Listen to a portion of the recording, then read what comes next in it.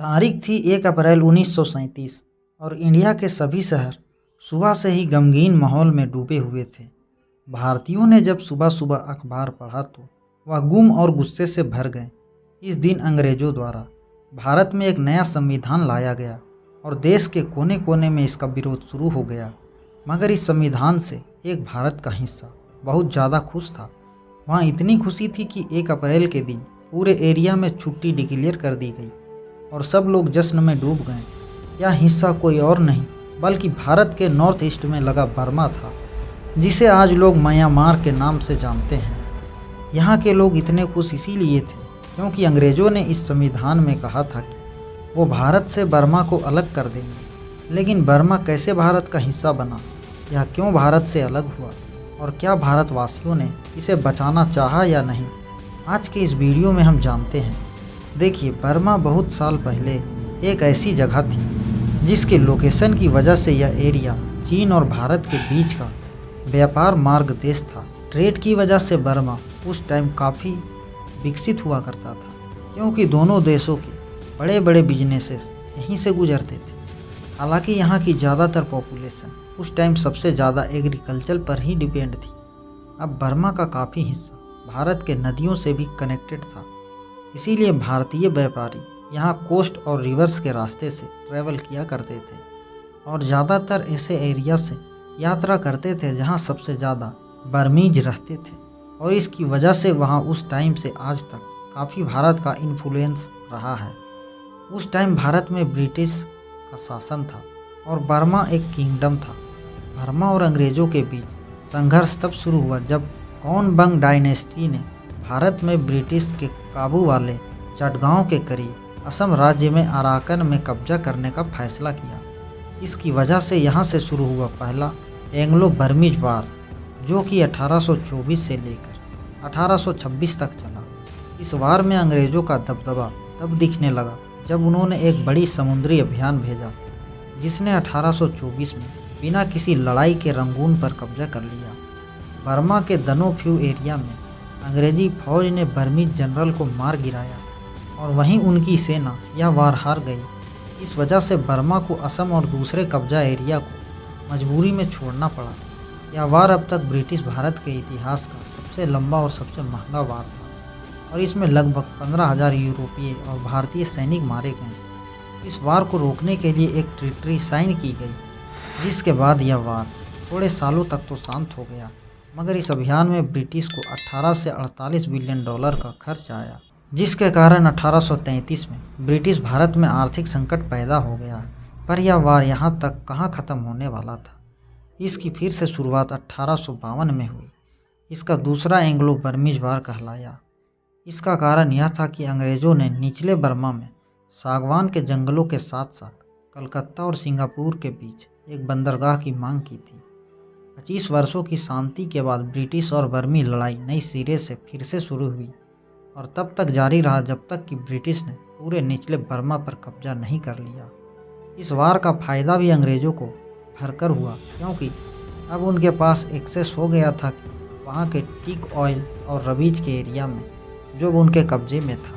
पूरा lower Burma लेने के बाद अब अंग्रेज़ों की नज़र अपर बर्मीज एरिया पे भी थी और इसीलिए 1852 के पहले हफ्ते में ही ख़त्म हो गई वार, जिसके बाद ब्रिटिश सैनिक मेंडले में घुस गए और वहाँ के राज को कैप्चर कर लिया। आखिरकार ब्रिटिश ने पूरा का पूरा बर्मा हथिया लिया और 1 जनवरी 1864 में ज़्यादातर इन्फ्लुएंस इंडियंस का भी बढ़ने लगा था। कई सालों तक ब्रिटिश और इंडियंस का दबदबा यूँ ही चलता रहा, मगर 1920 के दशक तक बर्मा में सामाजिक असंतोष पनपना शुरू हो गया था। यहाँ रह रहे एथनिक बर्मीज और दूसरे इंडियन ग्रुप्स काफ़ी गुस्से में आ गए थे क्योंकि इनके मुताबिक यहाँ के इंडियंस और चाइनीज़ एग्रीमेंट फाइनेंशियली उनसे ज़्यादा वेल ऑफ थे और टीक इंडस्ट्री से जो वेल्थ जनरेट हो रही थी वह डायरेक्ट यूरोप के हाथों में जा रही थी। बर्मा का भारत से अलग होना इससे भी पहले 1918 में ही शुरू हो चुका था, जब एडविन मोंटागू और लॉर्ड चर्म्सफर्ड द्वारा डिस्कशन चल रहा था कि अब भारत में सेल्फ गवर्निंग इंस्टीट्यूट्स ला देना चाहिए। मगर इस आइडिया को वहीं होल्ड कर दिया गया क्योंकि उनका मानना था कि बर्मा को अपने पास रखने से उनको मिलिट्री में काफ़ी ज़्यादा नुकसान होगा 1920 के दशक की शुरुआत से ही बर्मा को अलग करने की मांग पड़ने लगी। बर्मा के एक विधायक माओंग पो बाई ने 1922 में बर्मा के इंडियन एम्पायर छोड़ने की जांच के लिए एक कमेटी बनाने की रिक्वेस्ट की, लेकिन उनकी बात को बर्मा गवर्नमेंट के अध्यक्ष ने खारिज कर दिया और उन्होंने इसे प्री मैच्योर बताया और कहा कि इसे तभी उठाया जा सकता है जब बर्मा में एक ढंग का संविधान पेश किया जाए। फिर 1928 में भारत में एक इनफेमस इंडियन स्टैट्यूटरी कमीशन की एंट्री होती है, जिसे साइमन कमीशन के नाम से भी जाना जाता है। इस कमीशन के आते ही सेपरेशन की मूवमेंट बर्मा में तूल पकड़ने लगती है। ब्रिटिश सांसदों के 7 सदस्य आयोग, जिसमें क्लेमेंट एटली भी शामिल थे, उनको बर्मा सरकार द्वारा एक सीक्रेट लेटर गया था जिसमें बर्मा को भारत से अलग करने का ऑफिशियल डॉक्यूमेंट बनाया गया था। 1930 में साइमन कमीशन ने बर्मा को भारत से तुरंत अलग करने की सिफारिश की, लेकिन बर्मा के अंदर ब्रिटिश, भारतीय और बर्मी सेनाओं के बीच ऐसा करने के लिए कोई स्पष्ट राजनीतिक सहमति नहीं थी।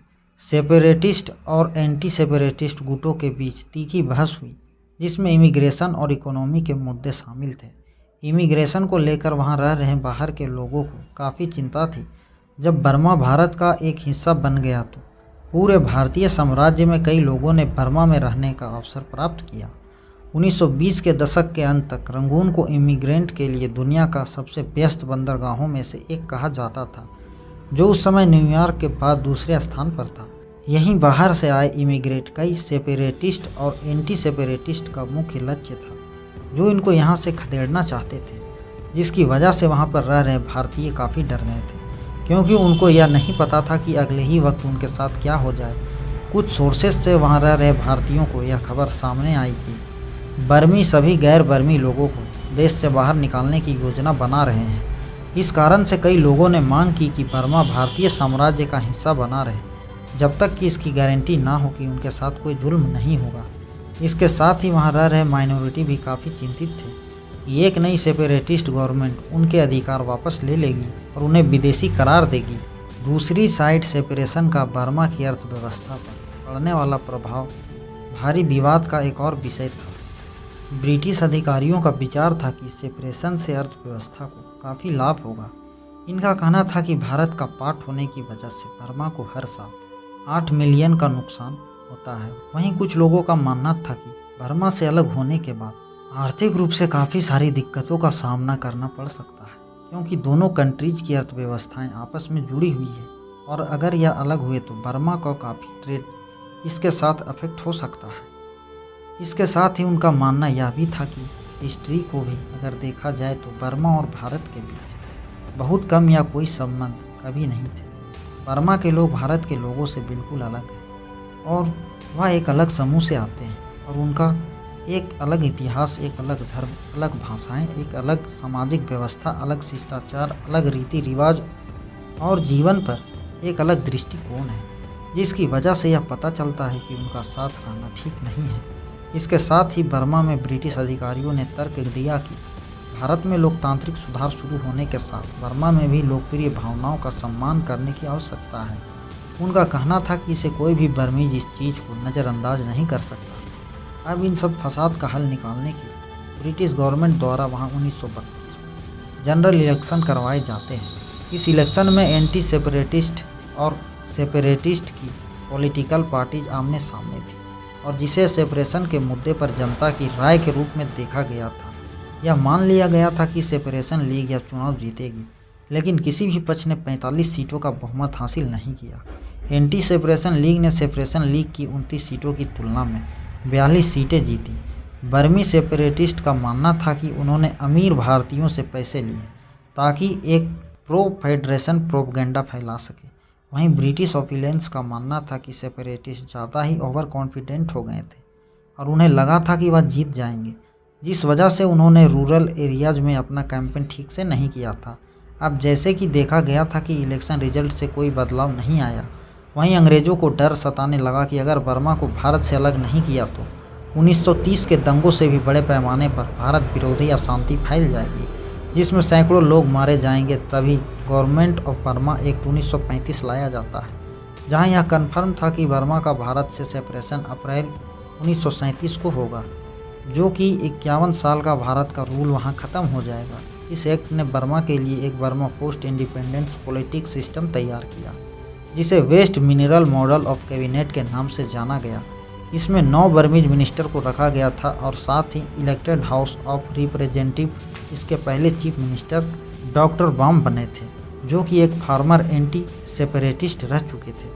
सफल और शांतिपूर्ण सेपरेशन ने बर्मा को एक स्वतंत्र राज्य बनाने के लिए राजनीतिक नींव रखने दी, लेकिन इस अभियान के दौरान इमिग्रेशन विरोधी बयानबाजी भी चलती रही, जो कि आने वाले सालों में उसके स्टेट पे एक बहुत बड़ा इम्पैक्ट डालने वाला था। भारत से आज़ाद होने के बाद 1948 में बर्मा ब्रिटिश के रूल से भी मुक्त हो गया था और इन सब की वजह से कुछ ही सालों में वहाँ आर्थिक परेशानियाँ दिखने भी लग चुकी थी। इसकी आज़ादी के कुछ सालों बाद यहाँ सरकार ढंग से नहीं चल पाई और 1962 में आर्मी ने यहाँ कब्जा कर लिया और 1972 में इसका नाम socialist Republic of the union of Burma कर दिया गया। इसके बाद यहाँ सरकार और मिलिट्री के बीच यही चलता रहता। तो ये थी दोस्तों भारत से बर्मा के अलग होने की कहानी, जिसका असर उसको आज तक भुगतना पड़ रहा है। आपकी क्या राय है इस टॉपिक के बारे में कमेंट करके ज़रूर बताएं। तब तक के लिए हम आपसे विदा लेते हैं, जल्द हाजिर होंगे एक नए इंटरेस्टिंग टॉपिक के साथ। अगर ये वीडियो पसंद आया तो इसे अपने दोस्तों के साथ शेयर कर दें और हाँ, वीडियो को लाइक करना बिल्कुल ना भूलें। अगर आपने हमारे चैनल को अभी तक सब्सक्राइब नहीं किया है तो अभी कर दें, साथ ही बेल आइकन प्रेस करना बिल्कुल ना भूलें, ताकि हमारी वीडियो का नोटिफिकेशन आपके पास